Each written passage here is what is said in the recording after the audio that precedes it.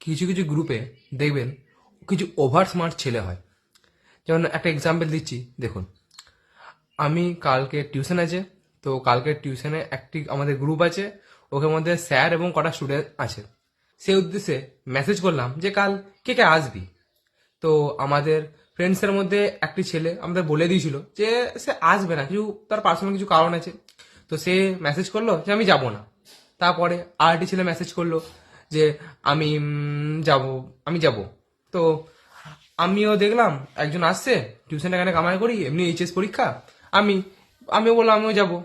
ঠিক সেই মুহূর্তে আমাদের এই গুণধর ফ্রেন্ড সে টাইমে হঠাৎ মেসেজটি করলো আমাকে, মানে আমাকে নয়, গ্রুপের মধ্যে, যে তুই গেলে মেসেজ টিউশনে কেউ আসবে না।